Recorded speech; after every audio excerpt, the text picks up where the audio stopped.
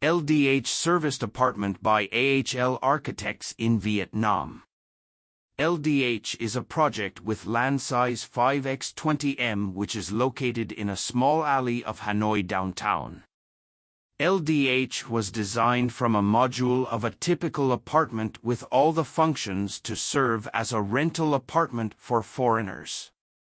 The kitchen, dining, living area, bathroom, laundry, 2 bedrooms, work corner. The 4 duplex apartments were designed with those functions arranged and aligned within a 5x20 space to create a circulation core in the center with access to each apartment at various levels. The necessary functions for an apartment are compressed into the basic volume of 5x5x6 by concrete, natural wood, steel. However, each apartment has a different sense of living space and view.